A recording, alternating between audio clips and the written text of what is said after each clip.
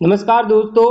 आज की इस क्लास के अंदर हम सामान्य विज्ञान के अति महत्वपूर्ण प्रश्नों को देखेंगे जो कि आपकी परीक्षा की दृष्टि से बहुत ही ज़्यादा महत्वपूर्ण साबित होंगे।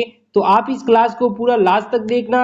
इसमें पहला प्रश्न है, मानव शरीर की सबसे लंबी कोशिका कौन सी है। बहुत ही अच्छा प्रश्न है। यहाँ पर ऑप्शन है तंत्रिका कोशिका, यकृत कोशिका, मांसपेशीय कोशिका या पेशीय कोशिका। तो दोस्तों जो मानव शरीर की जो सबसे लंबी कोशिका है वो तंत्रिका कोशिका है। ऑप्शन नंबर ए इसका करेक्ट होगा। दूसरा प्रश्न है दोस्तों, आनुवांशिकता के जनक किसे कहा जाता है। बहुत ही अच्छा प्रश्न है। यहाँ पर ऑप्शन है लीनियस को, एस डी मूलर को, ग्रेगर मेंडल को या फिर सेरिबेलम को। तो जो आनुवांशिकता के जनक हैं दोस्तों वो ग्रेगर जॉन मेंडल को कहा जाता है। ऑप्शन नंबर सी इसका करेक्ट है। तीसरा प्रश्न है दोस्तों, मानव कोशिका में गुणसूत्रों की संख्या होती है। ऑप्शन है 20, 36, 96 या 46। तो दोस्तों जो मानव कोशिका में जो गुणसूत्रों की संख्या है वो 46 होती हैं। ऑप्शन नंबर डी इसका करेक्ट है। अगला प्रश्न है, मस्तिष्क की सुरक्षा के लिए उपस्थित तरल द्रव्य को क्या कहते हैं। ऑप्शन है cerebral plasma, neuro liquid, cerebro spinal द्रव या मेंजस। तो जो मस्तिष्क की सुरक्षा के लिए उपस्थित जो तरल द्रव होता है दोस्तों उसको सेरिब्रो स्पाइनल द्रव कहते हैं। ऑप्शन नंबर सी इसका करेक्ट है। पांचवा प्रश्न है, शरीर का तापमान किस भाग द्वारा नियंत्रित होता है। बहुत ही अच्छा प्रश्न है। यहाँ पर ऑप्शन है थैलेमस के द्वारा, हाइपोथैलेमस के द्वारा, सेरिबेलम के द्वारा या पोन्स के द्वारा। तो जो शरीर का जो तापमान है दोस्तों वो हाइपोथैलेमस के द्वारा नियंत्रित होता है। ऑप्शन नंबर बी इसका करेक्ट है।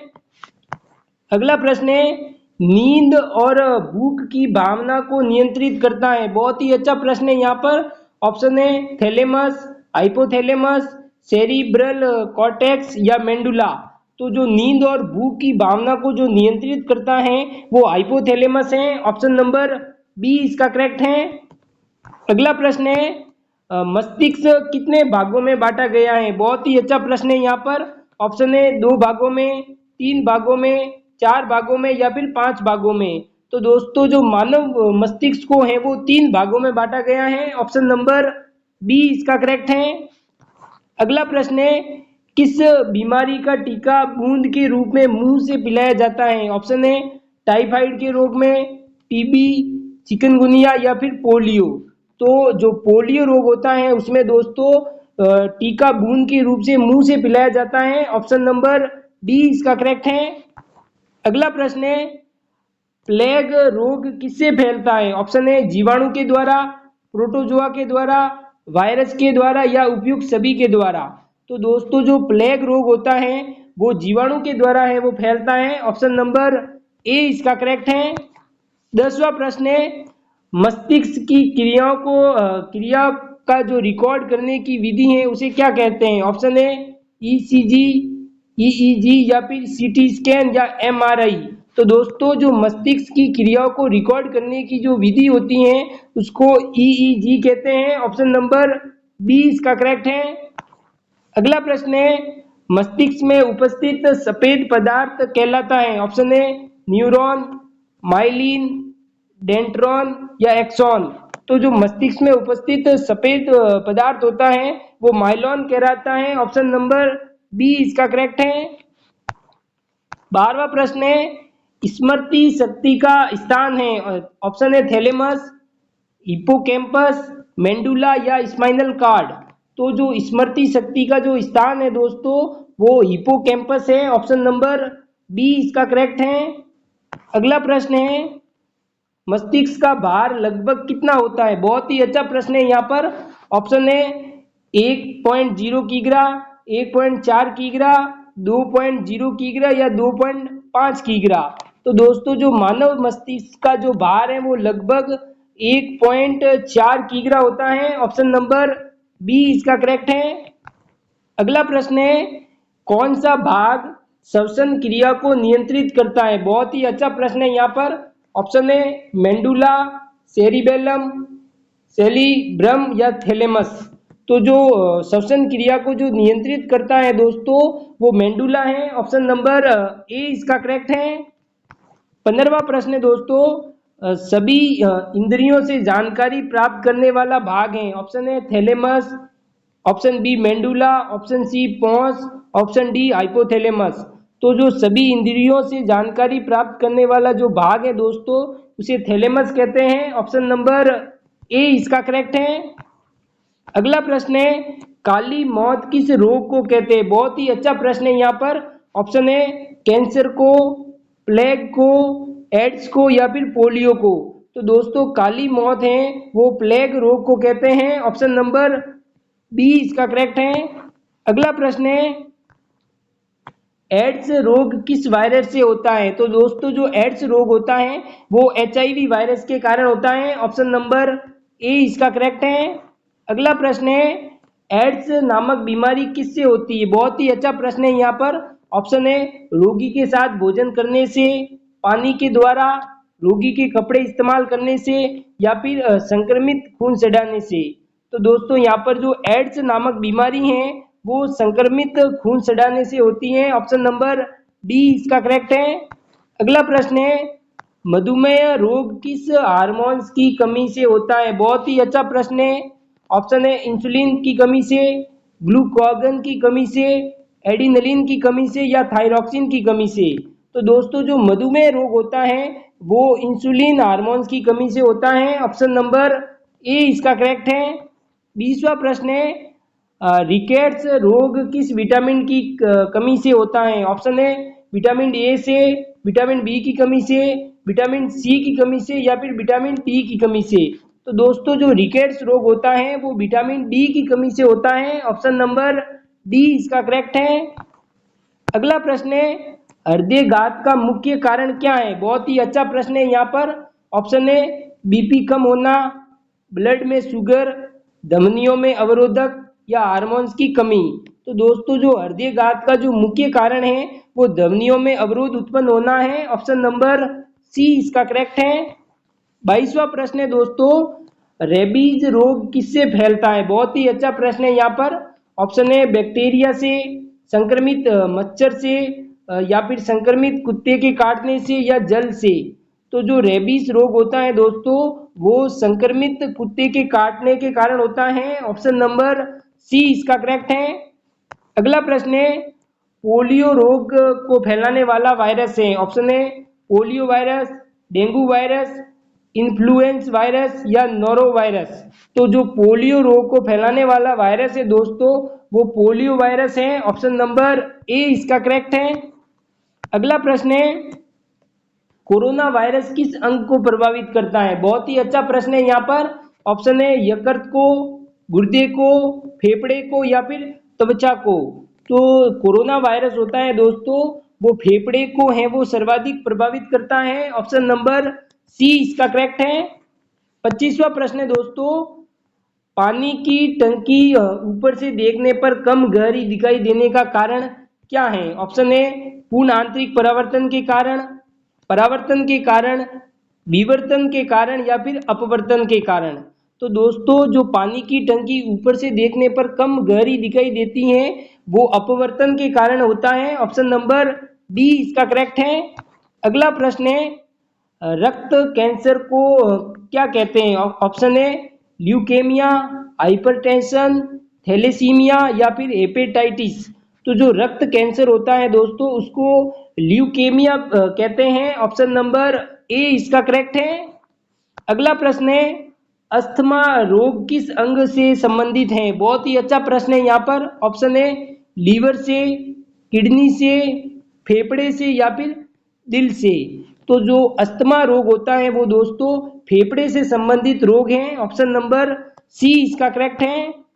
28वां प्रश्न है दोस्तों, थैलेसीमिया एक प्रकार का है रक्त विकार, त्वचा रोग, अस्थि रोग या हार्मोनल रोग। तो जो थैलेसीमिया एक प्रकार का है दोस्तों रक्त विकार है। ऑप्शन नंबर ए इसका करेक्ट है। अगला प्रश्न है, मलेरिया किस परजीवी से होता है? बहुत ही अच्छा प्रश्न है यहाँ पर। ऑप्शन है ट्रिपोनोसोमो से, प्लाज्मोडियम से, एंट अमीबा से या लाइसेमेनिया से। तो जो मलेरिया रोग है दोस्तों वो प्लाज्मोडियम से होता है। ऑप्शन नंबर बी इसका करेक्ट है। अगला प्रश्न है, टाइफाइड रोग फैलता है। ऑप्शन है दूषित भोजन के कारण, मच्छर के कारण, पसीने से या कीड़े से। तो दोस्तों जो टाइफाइड रोग है वो दूषित भोजन से होता है। ऑप्शन नंबर ए इसका करेक्ट है। अगला प्रश्न है, शरीर में सबसे बड़ी ग्रंथि कौन सी होती है? बहुत ही अच्छा प्रश्न है यहाँ पर। ऑप्शन है थायराइड ग्रंथि, यकृत ग्रंथि, अग्नाशय ग्रंथि या फिर पीयूष ग्रंथि। तो दोस्तों जो शरीर में जो सबसे बड़ी ग्रंथि है वो यकृत ग्रंथि है। ऑप्शन नंबर बी इसका करेक्ट है। अगला प्रश्न है, रक्त का शुद्धिकरण कहाँ होता है? बहुत ही अच्छा प्रश्न है यहाँ पर। ऑप्शन है यकृत में, फेफड़े में, वक्र में या दिल में। तो रक्त का जो शुद्धिकरण है दोस्तों वो वक्र यानी किडनी के अंदर होता है। ऑप्शन नंबर सी इसका करेक्ट है। अगला प्रश्न है, हड्डियों और दांतों को मजबूत बनाने में कौन सा खनिज उपयोगी है? ऑप्शन है सोडियम, पोटेशियम, कैल्शियम या फिर सल्फर। तो हड्डियों और दांतों को मजबूत बनाने के लिए है वो कैल्शियम तत्व उपयोगी है। ऑप्शन नंबर सी इसका करेक्ट है। अगला प्रश्न है, त्वचा किस प्रकार का अंग है? बहुत ही अच्छा प्रश्न है यहाँ पर। एक प्रकार का पाचन अंग है, उत्सर्जन अंग या स्वेदी अंग है या आंतरिक अंग है। तो जो दोस्तों त्वचा है वो एक प्रकार का उत्सर्जन अंग है। ऑप्शन नंबर बी इसका करेक्ट है। 35वां प्रश्न है दोस्तों, शरीर का जो सामान्य तापमान होता है, ऑप्शन ए है 98.6 degree Fahrenheit, 100 degree Fahrenheit, 96.8 degree Fahrenheit या 97.4 डिग्री फ़ारेनहाइट। तो दोस्तों जो शरीर का जो सामान्य तापमान है वो 98.6 डिग्री फ़ारेनहाइट होता है। ऑप्शन नंबर ए इसका करेक्ट है। अगला प्रश्न है, रक्त में जो लाल रंग है वो किसके कारण होता है? बहुत ही अच्छा प्रश्न है यहाँ पर। ऑप्शन है ग्लूकोज के कारण, प्लेटलेट्स के कारण, हीमोग्लोबिन के कारण या यूरिया के कारण। तो दोस्तों जो रक्त में जो लाल रंग है वो हीमोग्लोबिन के कारण होता है। ऑप्शन नंबर सी इसका करेक्ट है।